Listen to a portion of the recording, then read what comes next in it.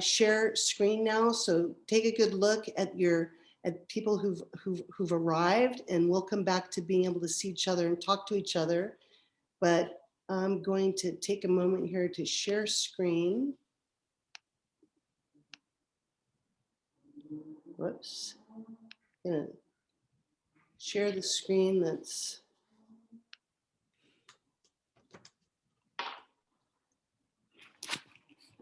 the first screen here.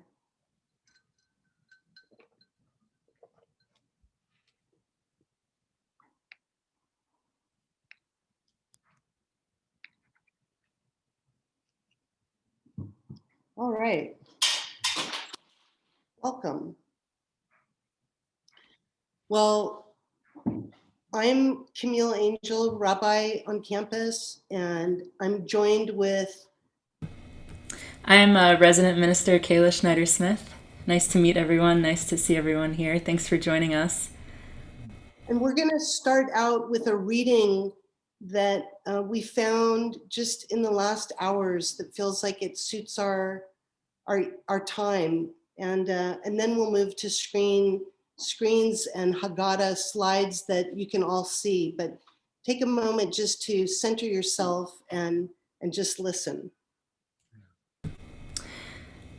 This reading is called, "And How is This Year's Passover Night Different from Last Year's Passover Night?" Last Passover, just weeks after the pandemic had been declared, little was known about the disease, its treatment or cure. We were in darkness. This year, multiple vaccines have been developed, and many of us have already been inoculated. This year, skies are beginning to brighten. May it continue. Last Passover, our national leadership obfuscated and lied about the extent of the dangers of the pandemic and refused to coordinate a national prevention plan. This year, we have new leadership who are committed to effective problem solving. May it continue. Last Passover, it was beyond most of our imaginations that a free and fair national election in the United States could be threatened by violent insurrection. This Passover, we now know that even in the United States, representative democracy has to constantly be fought for and defended. This year, on our Festival of Freedom, let us commit to this noble struggle. May we continue. Last Passover, the entrenched nature of systemic racism in the United States was still difficult for many of us white people to see and to understand.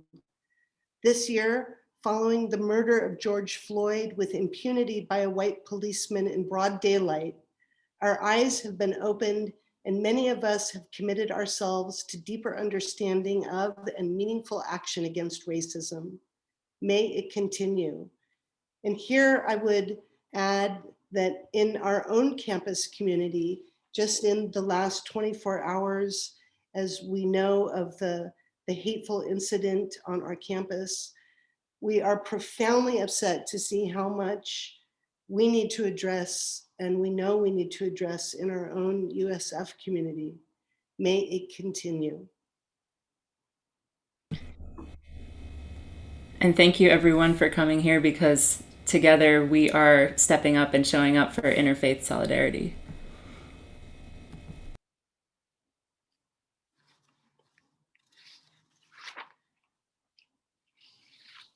So the essence of our Passover experience is to remind us that our liberation is bound up in each other's liberation, and no one is free until all are free.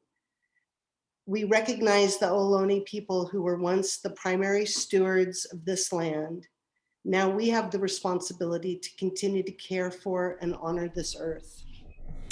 The Swig Program in Jewish Studies and Social Justice of USF acknowledges our presence on the unceded land of the indigenous Ohlone communities and pays our respects to these traditional caretakers and elders, past, present, and emerging. It is our intention that this acknowledgement plays a role, however infinitesimal, in a much larger process of confronting the past in order to create a not yet realized future rooted in justice.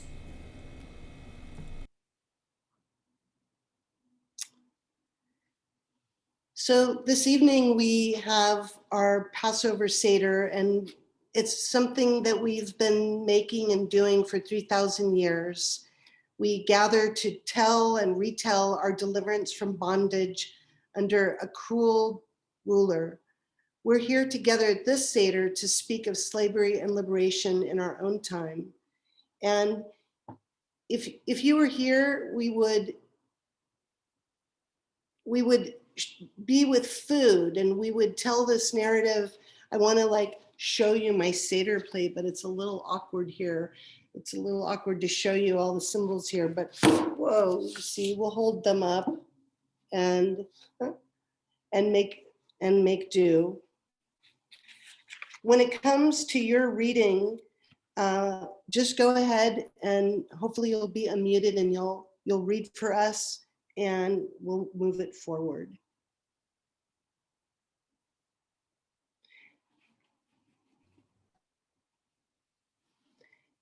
Tonight we're reading from a text called the Haggadah, which means the telling. We'll tell the story of Exodus from Mitzrayim through a modern lens of climate justice in a particular order known as a Seder. Sabrina, if you're with us. Yes, I'm here. Seder means order. As every traditional Passover, Seder unfolds in a series of steps. But we are living in a world of disorder, a world of pandemic, political unrest, racial injustice, and environmental duress.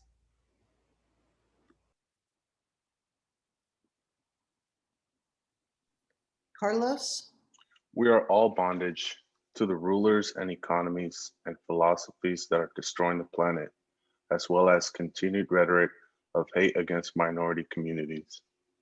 Tonight, we will wander through the traditional steps of the Seder in new and different ways, speaking of our bondage and about ways that we can all participate in repairing the damage and renewing our covenant with the earth.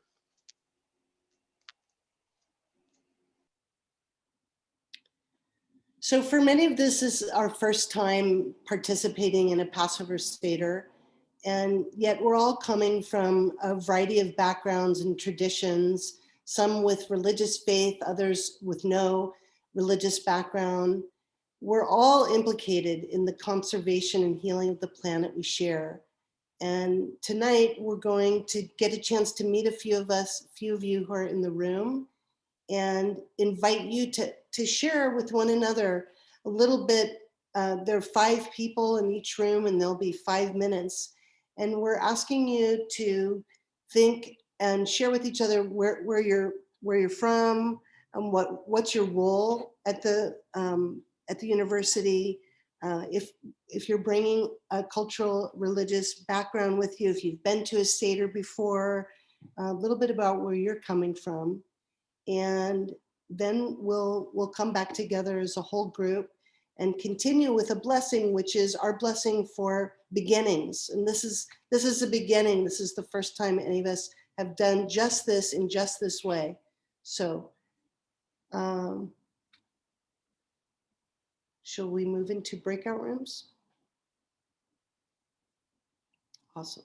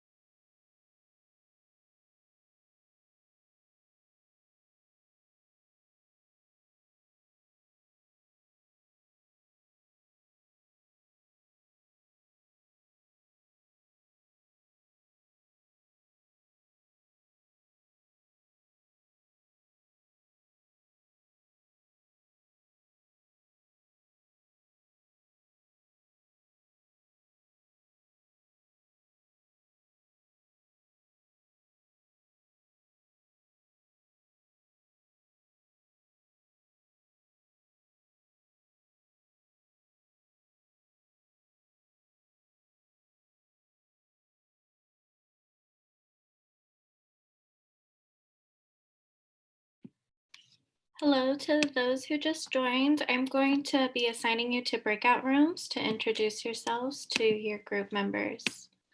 It's just a quick introduction.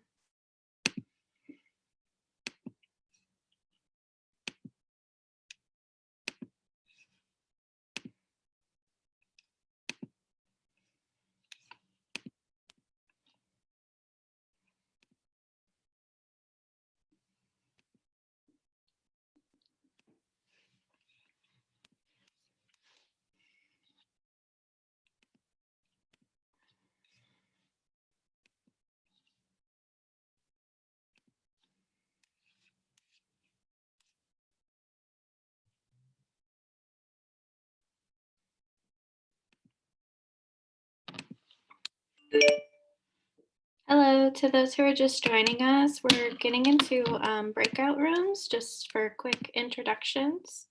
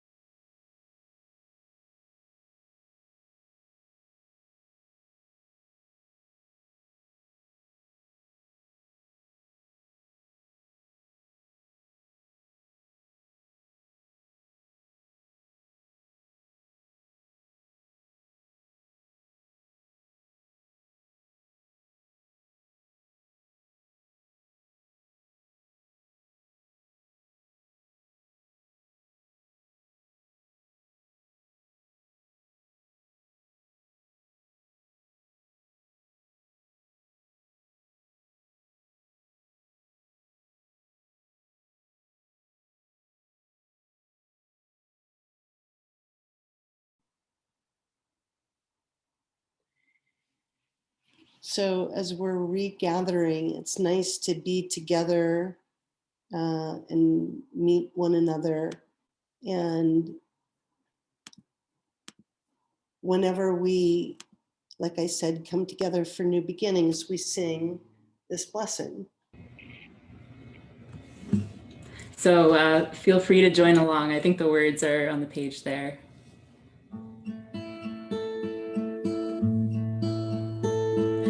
Baruch atah Adonai Eloheinu melech haolam שהחיינו וקיימנו והגיענו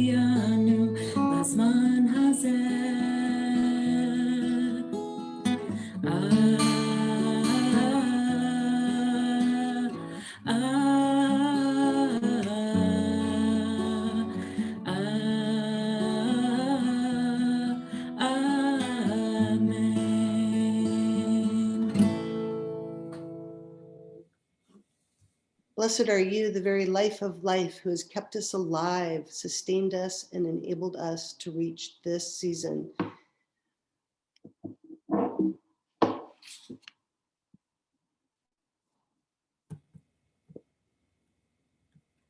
From Today is Forever by Malka Heifetz Tussman, translated from the Yiddish by Marcia Falk.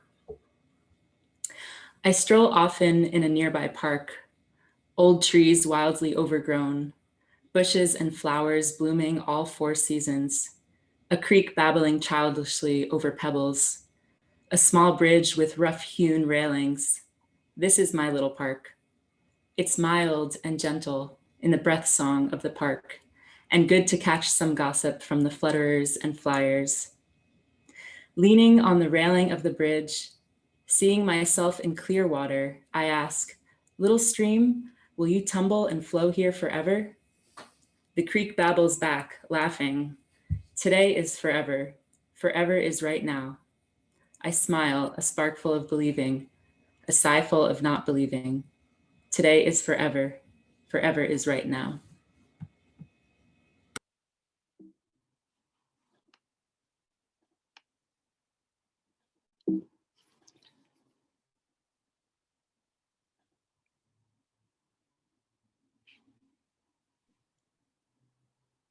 The Torah, the 5 books of Moses, which begins the Hebrew Bible, tells us that we are not separate from the earth. We are made from the soil of the earth, infused by divine breath. It tells us, too, that we are to be stewards of the earth, not its destroyers. One way to come back into right relationship with the earth and our stewardship of it is through our bodies.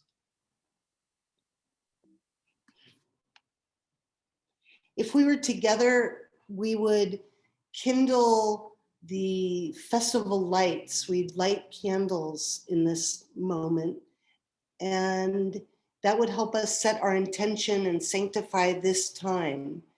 And in place of lighting candles, we're going to engage our bodies in this Sufi tradition. So this is a breathing exercise that helps us connect to the 4 elements of earth according to one aspect of the Sufi tradition. So we're all in different places now, but we're all mentally here together. So I invite you to find a comfortable seated position wherever you are. Check if your feet are rooted to the floor. How's your posture? And I invite you to participate in this breathing exercise with me. To align with the air, inhale through your nose and exhale through your nose. To align with water, inhale through your nose and exhale through your mouth. To align with fire, inhale through your mouth and exhale through your mouth. And to align with the earth, inhale through your mouth and exhale through your nose. And this is a good exercise to come back to anytime you need to center yourself.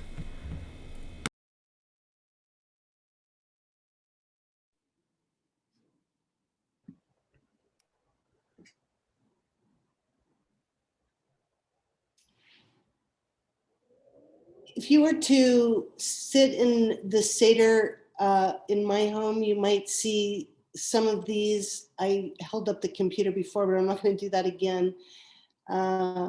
We have these symbols that we eat and we hold up and we use to tell the story. Tonight we have some of the same symbols and some symbols we have replaced. We'll see as we go.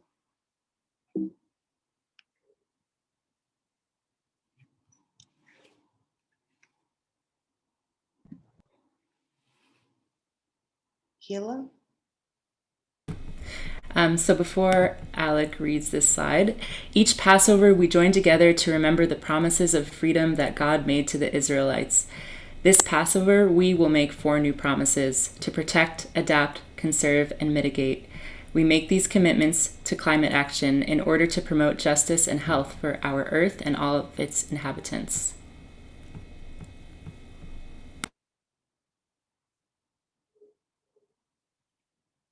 Go ahead, Alec. Kadesh, sanctification. A traditional Passover Seder is built around 4 cups of wine. We will have no wine this evening, but instead use water. As we drink our clean water, we think of those in Texas this winter and many others across the United States and the world who do not have access to clean drinking water. So if you have some water, or you want to go get some water, we're going to be lifting up the cup of water four times at least tonight. You may ask why. Asking questions really is what makes the Seder fun. So you might have a question log if you're taking notes, or just consider why. Ask yourself and think about asking someone and taking your curiosity wherever it is, wherever it takes you, about some of these. Like if you've been to many Seders before and you're like, well, why not wine? Where's the wine? These are all good questions to ask. Joe. Clean water is not a privilege, it is a basic human right. 1 in 10 people currently lack access to clean water. That's nearly 1 billion people in the world without clean, safe drinking water. Almost 3.5 million people die every year because of inadequate water supply. Sanitation, hygiene, and hand washing alone can reduce this number by 35%. Our first cup is our first promise. We will work together to ensure that everyone has access to clean water free from pollution. Greening tip: give up bottled water. Buy yourself a reusable water bottle and inspire those around you too.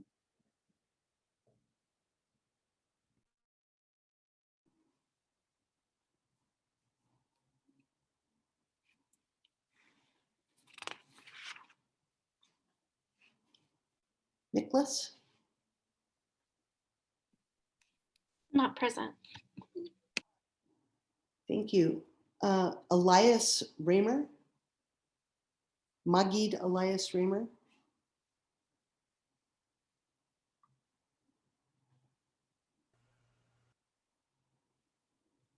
Okay. I'm going to invite Professor Jonathan Greenberg to take reading 6.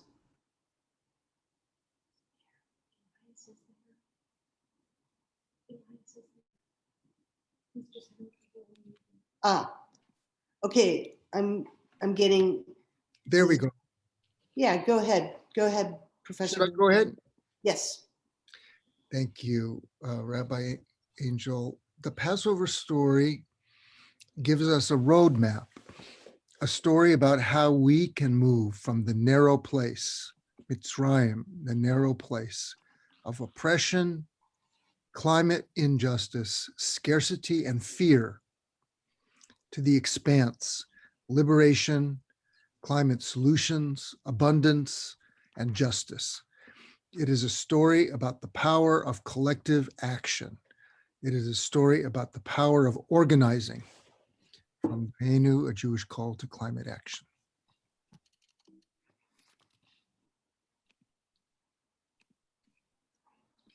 The traditional Haggadah tells us we were slaves of the Pharaoh in Egypt. The Hebrew word for Egypt is Mitzrayim, which means the narrow place. When we refer to Egypt, it is not the actual geographic place on a map that we are referring to. Rather, it is meant as a metaphor for all the narrow places we traverse in our world. In order to prepare ourselves to leave Mitzrayim, this narrow place, we need to wash away that which separates us from each other, that which we must leave behind to move forward together. And I should say this is urchatz, hand washing.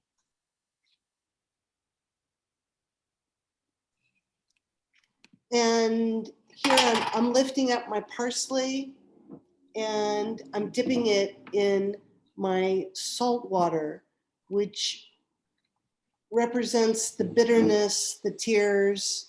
here's this symbol of spring and renewal, and I'm mixing it up with the bitterness and the saltiness of the slave's tears. And that's just like us, to mix it up. We're not able to enjoy our spring while for other, there's still the darkness of winter. And so we're always remembering that our liberation is tied up with those whose lives still are oppressed in so many different ways. And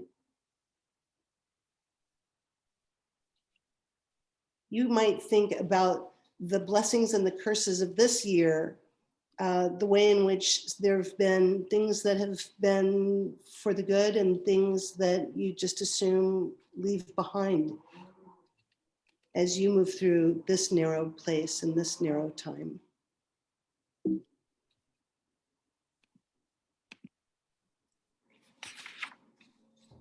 From the earth, if the earth could speak, it would speak with passion, by Rabbi Warren Stone.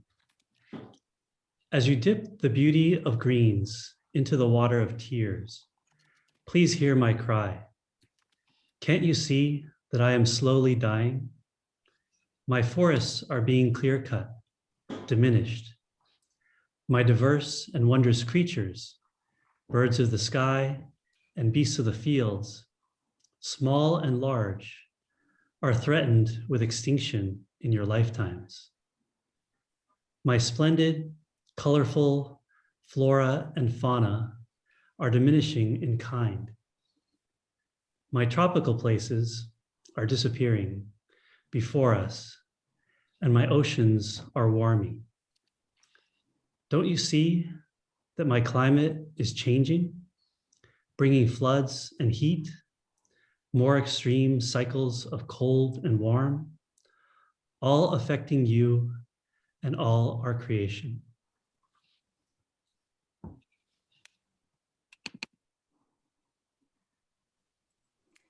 It doesn't have to be. You, all of you, can make a difference in simple ways. You, all of you, can help reverse this sorrowful trend. May these waters into which you dip the greens become healing waters to soothe and restore. As you dip, quietly make this promise. Yes, I can help protect our wondrous natural places. Yes, I can try to use fewer of our precious resources and to replant and sustain more. I can do my part to protect our forests, our oceans and waters. I can work to protect the survival of creatures of all kinds. Yes, I will seek new forms of sustainable energy in my home and in my work, turning toward the sun, the wind, the waters. I make this promise to strive to live gently on this earth of ours for the good of all coming generations.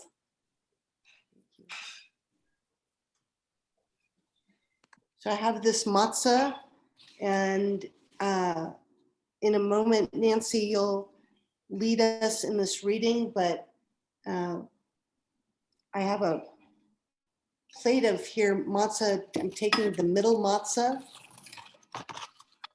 and you'll hear what happens next.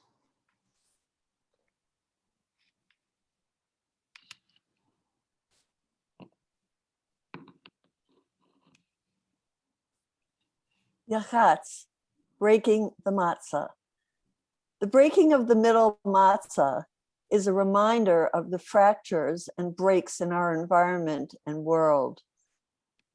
It is a time to think about the narrow place, the current state of the environment, and the communities that are disproportionately impacted by environmental issues. How are we impacted by the changing climate? And how have we contributed to the rise of the sea level?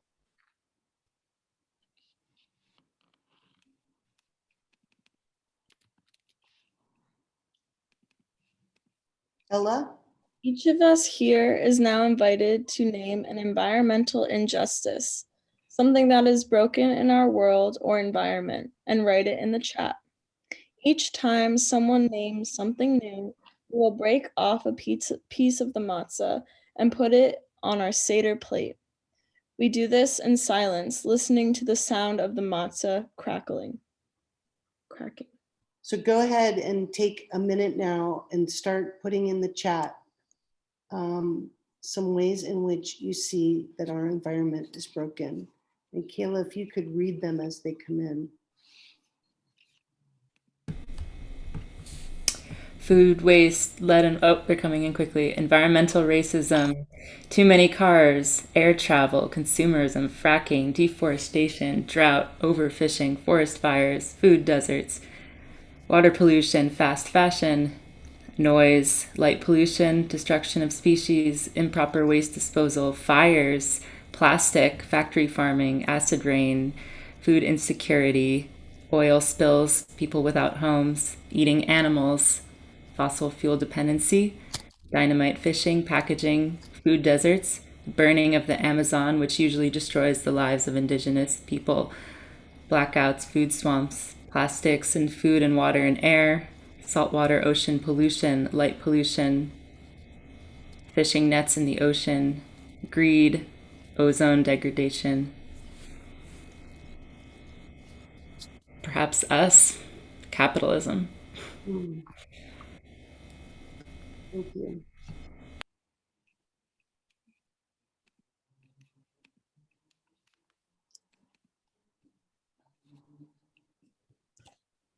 Hi, my name is Kathleen Schrader, and I'm a resident minister at USF. And I come from a Catholic tradition, a Catholic background, and I'm happy to be joining you all tonight. And one poem that I found that I think speaks to why we should all care for the environment is called "The Swan" by Mary Oliver.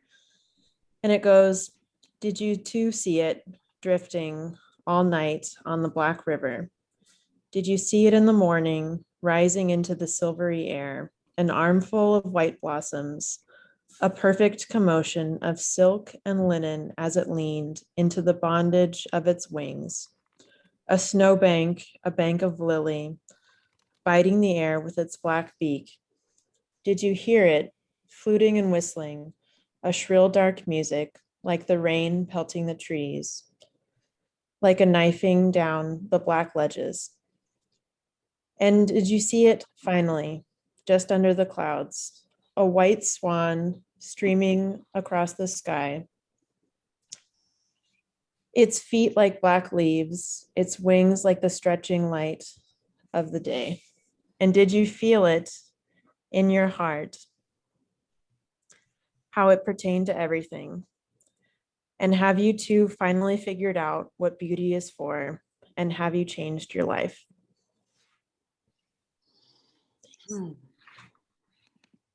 Thank you. Kundamir. Salam, everybody. Today, I want to invite others to hopefully release the tension between religion and science. I think with the dawn of the modern century, the divide between religion and science has been pushed by many of us who, although consider ourselves to be very liberal, but I think often label religion as conservative, dogmatic, and perhaps having no contribution to any valuable progress in society. I think this is certainly not the case, not the historical truth of these religions and people who follow these religions. I think especially in the golden age of Islam, where scientists, philosophers, poets, and academics of all backgrounds flourished under the umbrella of a religious society. Today, I want to read a few verses of that motivated these thinkers, the Islamic thinkers, in these notions. So, indeed, Bismillah ar-Rahman ar-Rahim, indeed, in the creation of heavens and the earth, the alteration of the day and night, there are signs for people who reason. And he has made subservient to you the night and the day and the sun and the moon, and the stars are made subservient by his commandment. Most surely there are signs in this for a people who ponder. Invite all to the way of your Lord with wisdom and kind advice, and only debate with them in the best manner. Surely your Lord alone knows best who has strayed from his way and who is rightly guided.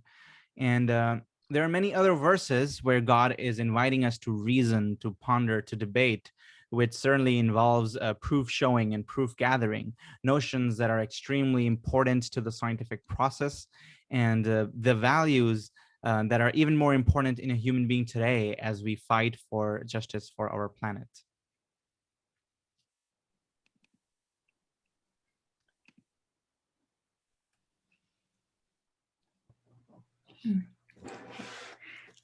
At this point in the Seder, we usually retell the story of the Exodus from Egypt. The formal telling of the story of Passover is framed as a discussion with lots of questions and answers. The rabbi who created the set format for the Seder gave us the 4 questions to help break the ice in case no one had their own questions. Tonight, we are posing 4 new questions.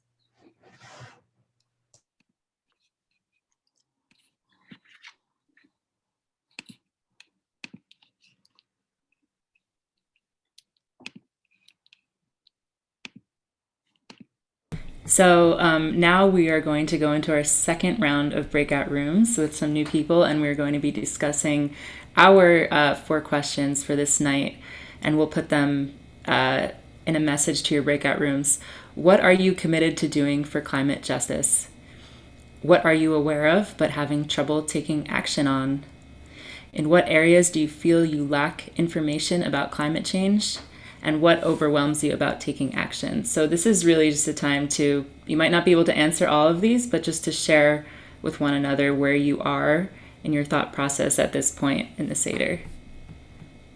And you're going to have about 5 minutes. So if each person takes a minute and maybe takes one or tackles the questions however you will.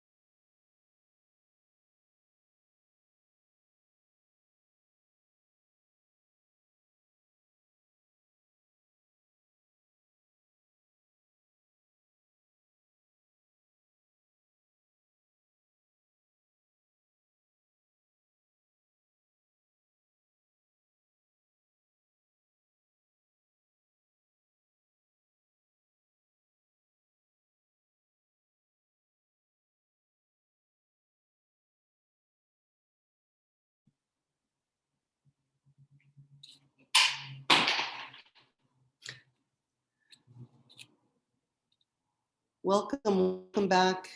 I hope you've met some new people and had some good conversation. Kayla, I know when you're back, you'll take us to the next step, but I'm just enjoying being with people. Thank you all for being here. So at this point, we are going to have Seraph read some verses from the Hebrew Bible that encapsulate the heart of our Passover story.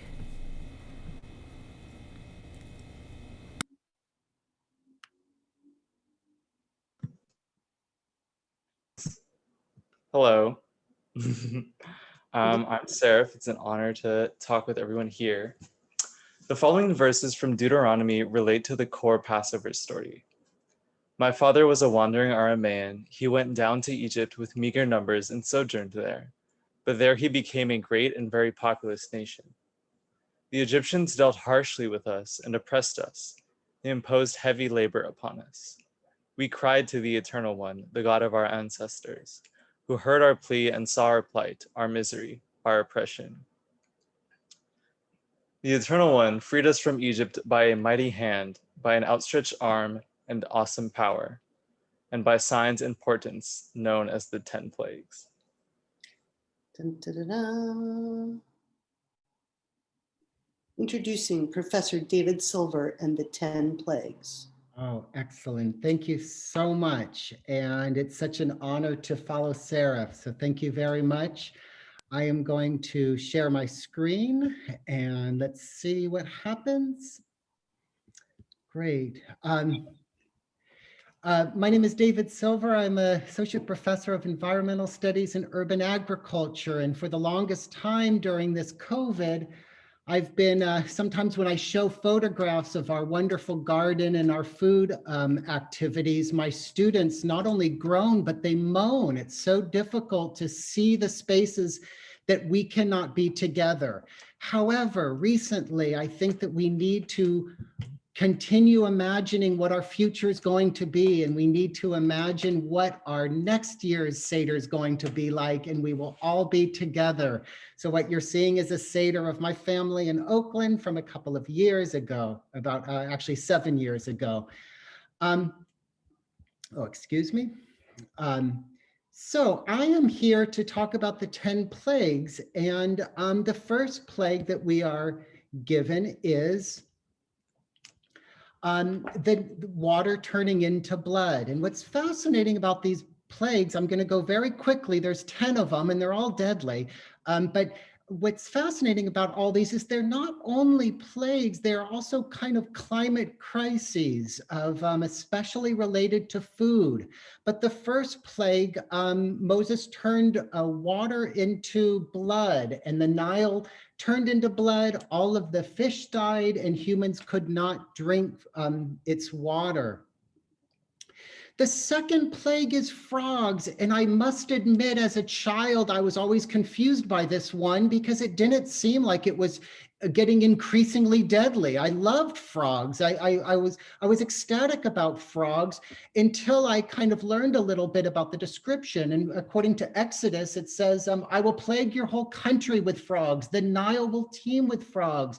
They will come up to your palace, your bedroom, and onto your bed, onto the houses of the officials and on your people, into your ovens and kneading troughs. The frogs will go up on you and your people and all of your officials. Here's another example of it. We have some larger frogs, and these frogs are very contemporary fears. We saw it in the movie Magnolia. So it's a contemporary fear here too. The third one is lice, and all of the dust throughout Egypt turned into lice. And I should note very quickly that each time these plagues came down, the Pharaoh would still not let our people go. While the first three plagues affected all people living in Egypt, the next 7 just affected the Egyptians. And again, they are not only plagues, but they are really challenges against food systems. These are flies. Now, plague number 4 is a swarm of flies that harm humans and livestock. Number 5 is a pestilence of livestock that not only affected work animals, horses, donkeys, oxen, camels, but also animals raised for meat, cattle, sheep, goats. Number 6 is boils, and it's boils, okay? Number 7 is hail. And hail is fascinating. Many of us, especially on a hot day like this, would love hail, but hail was devastating. It struck down crops, shattered trees. It also frightened everyone because people were simply not used to hail in this area. Number 8 is the one that gives me nightmares. It's locusts that covered the entire land. They covered the face of the land and swallowed up every crop and all the fruits on the trees. Afterwards, there was nothing green on the trees and the crops of the field had been destroyed. So again, what we're seeing is not only a challenge against the Pharaoh, but we're talking about a systematic, almost systematic food terrorism or an attack against the food systems. Number 9 is darkness. For 3 days, everything was dark and people were not able to see 1 inch in front of them.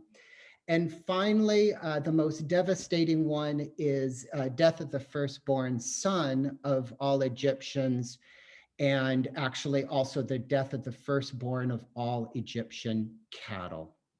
That was the final straw. Although there's a lot more story left, that was the one that allowed for our people to be free.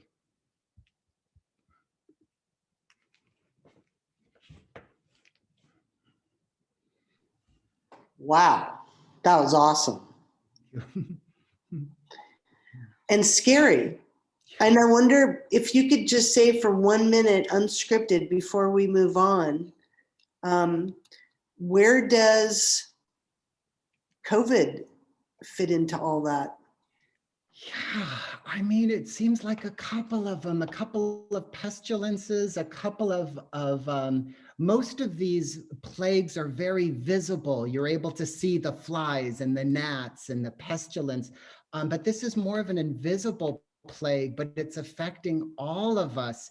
And what's also fascinating is it doesn't see borders. Unlike the last 7 plagues that were affecting the Egyptians, but not the Israelites, this is affecting all of us, all classes, all people. And indeed, it is affecting some people, people of color, even more so. So it's just, there's so much going on with both coronavirus and climate change that relates so much to this. And especially for those who are following cicadas who are about to take over the whole earth, it feels like we're living in a time of modern plagues. Thank you. Thank you, David. Thank you. I'm taking us back to share screen where we say all together, if you're on mute, mute yourself or unmute yourself, but Dayenu, it would have been enough. It's been enough. It's enough. It's enough already. What do we mean by that?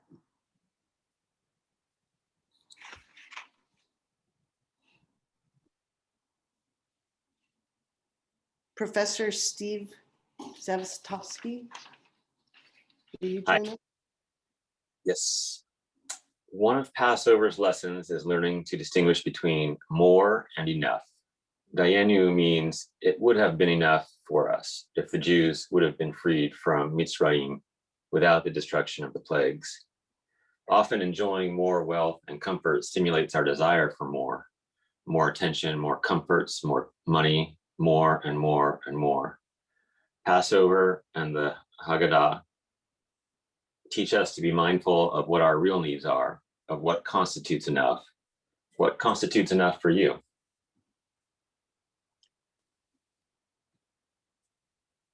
You could put that in the chat. And you could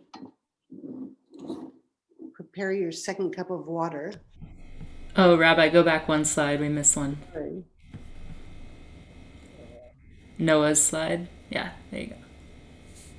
For example, if we had enough clothes for comfort, but we didn't have such full closets, dayenu. If we ate meat only on special occasions, but ate vegetarian most of the time, dayenu. If we biked or walked to our daily destinations and we didn't own private automobiles, dayenu. If we purchased from bulk containers and we didn't have disposable or single-use packaging, dayenu. Please add your own verses to the chat.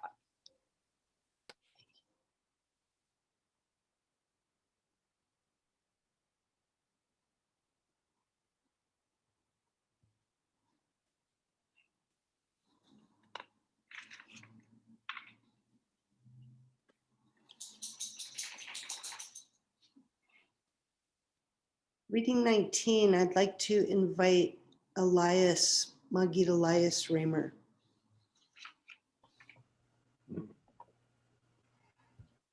Second cup, climate change adaptation. Global carbon emissions have rebounded to pre-coronavirus times. In 2020, global carbon emissions dropped more than 6%, the largest annual drop since the Second World War. At the beginning of the pandemic, that reduction was closer to 17% as businesses and factories shut their doors, and commutes and air travel became a thing of the past.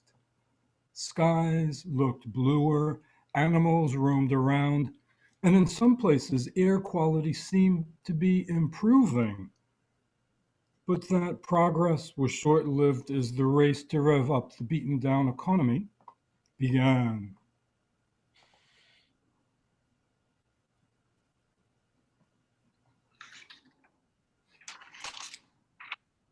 Scientists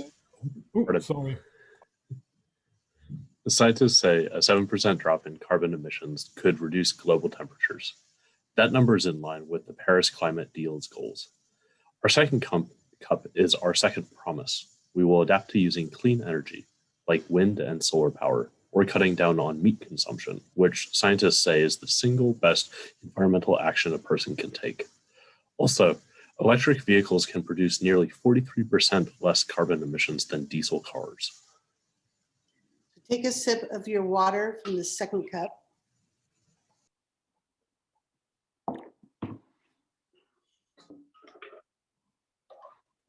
Natalie.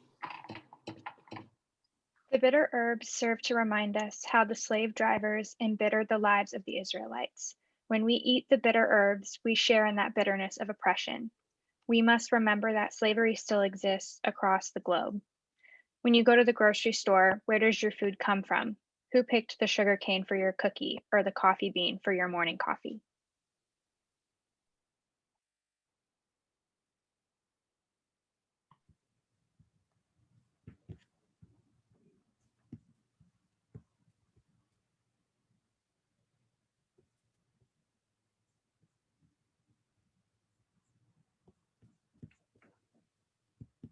I'd like to invite Professor Noah Bargabay to share this slide.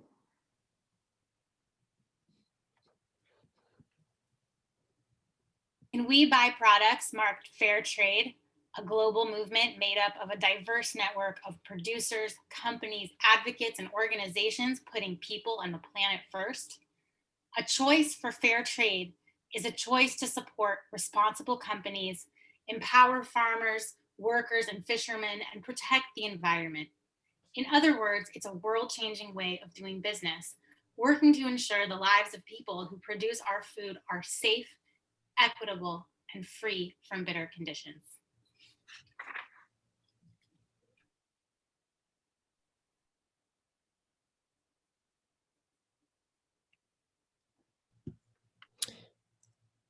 Jewish tradition teaches us that even those things that you regard as completely superfluous to creation, such as fleas, gnats, and flies, even they were included in creation, and God's purpose is carried through everything. Midrash Genesis Rabbah 10:7.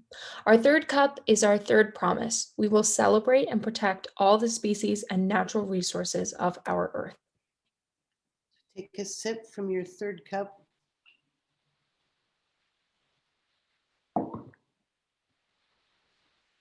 Jainism teaches ahimsa, or compassion towards all living beings.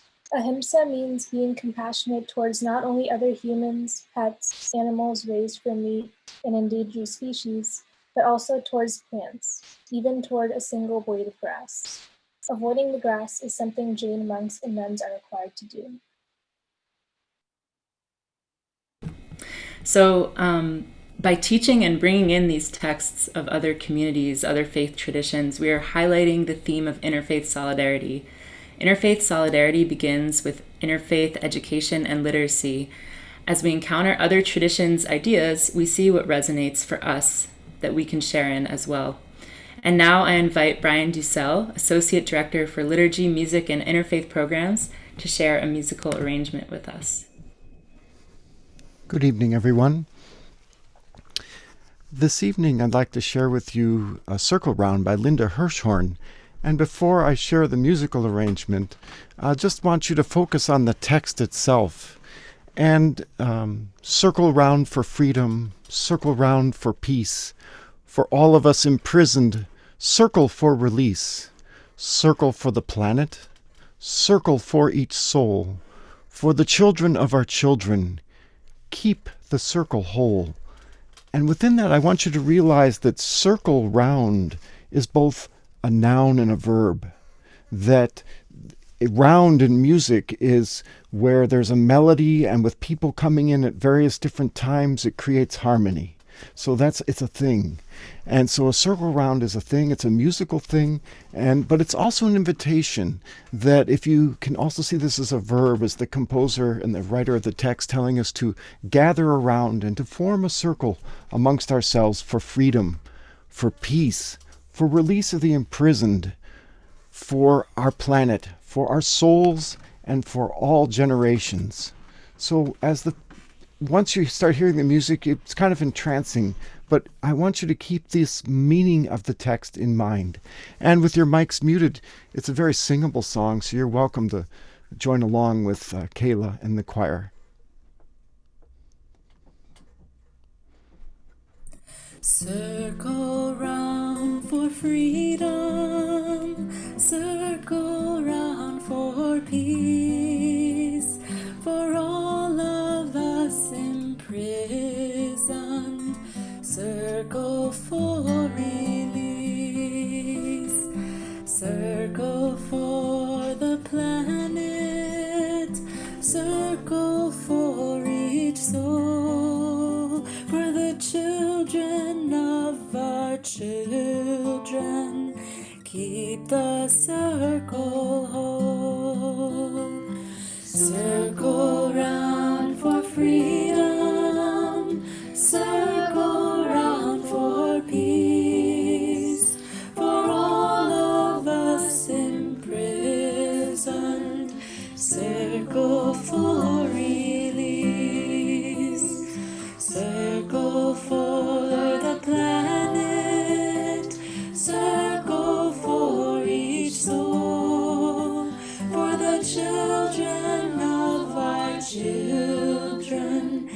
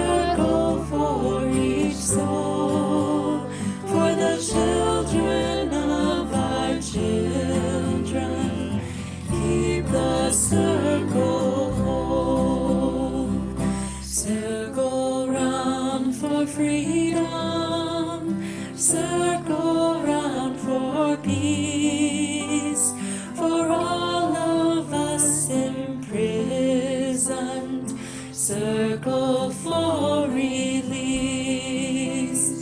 Circle for the planet. Circle for each soul. For the children of our children. Keep the circle whole.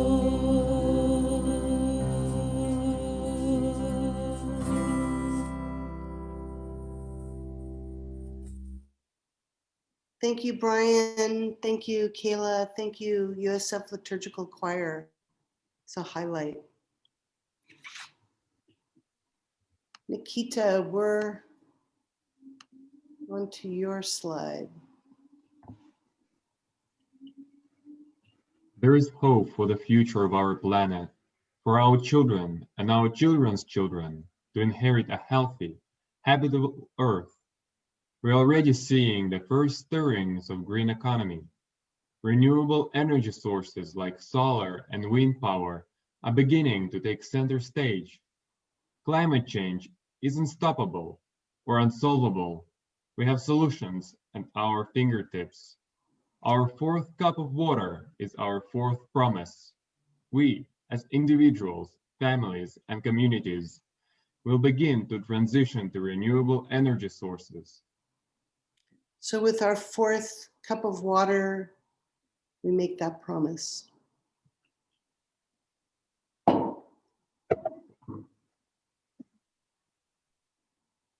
The actions we can take. Advocacy, call, email, or visit your members at Congress. You are the constituent. They want to hear from you. Share with them why this particular issue is important to you.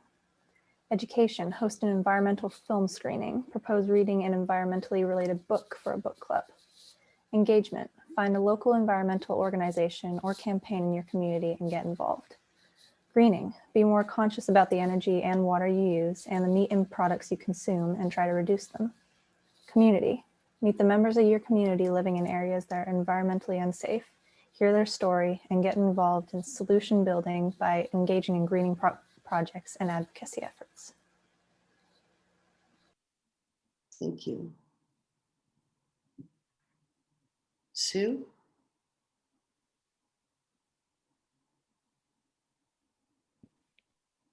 Diverse religious impulses animate the figure of the prophet Elijah. He is the beggar on the side of the road, the servant and the harlot. He is, above all, the stranger. Elijah the prophet appears in all of these guises as he wanders the world according to Jewish tradition. Tonight, who is the stranger that Elijah reveals to us? For the majority of the Seder, the focus is to remember, retell, discuss, experience history, and look forward to the future. As we pour this fifth and final cup for Elijah, we celebrate our aspiration for religious pluralism and solidarity and our responsibility to our shared planet. As we open the door for Elijah, our guest, we open the door for collaboration and new possibilities in working towards environmental justice. Thank you.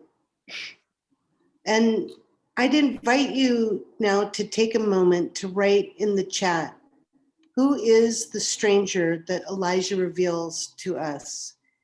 It can mean like, what and who do you want to invite into your life? Who are the strangers that need you to welcome them? And where are the areas that you want to transcend mere tolerance by opening the door more widely? If you would take a moment now to please put some answers into the chat.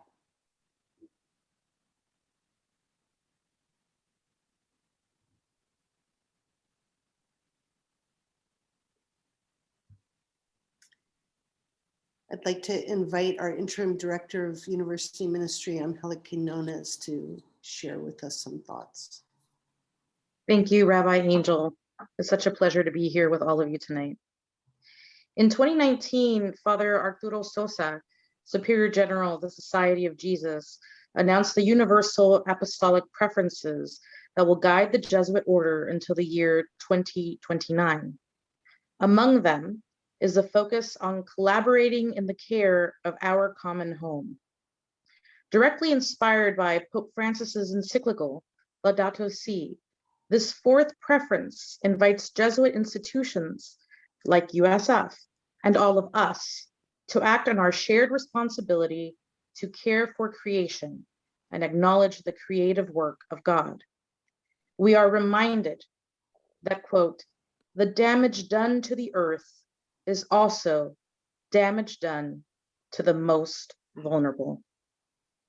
We are encouraged to change our habits and lifestyles to care for each other, to find alternative models of life that respect creation and help to ensure a decent life for all human beings now and well into our future. On behalf of University Ministry and the University of San Francisco, I would like to express my profound gratitude tonight to the Swig Program in Jewish Studies and Social Justice for working across faith traditions and building solidarity around our shared value of working towards climate justice and the preservation of our planet for future generations. Thank you, Angelica. We're coming close to the end here. In a moment, I'll offer some acknowledgements and gratitudes, but before we take leave, Kayla, will you lead us in this peace song? Absolutely. So this is a song written by the band Sheva, asking for peace to come between the nations. The word for peace is similar in Hebrew and Arabic, shalom and salam, and this song incorporates both. So I hope you'll also join along. Od yavo shalom aleinu, od yavo shalom aleinu, od yavo shalom aleinu ve'al kulam. Od yavo shalom aleinu, od yavo shalom aleinu, od yavo shalom aleinu ve'al kulam. Salam aleinu ve'al kol ha'olam. Salam, salam, salam aleinu ve'al kol ha'olam. Salam, salam. May we all have peace together. May we all have peace together. May we all have peace together for everyone. May we all have peace together. May we all have peace together. May we all have peace together for everyone.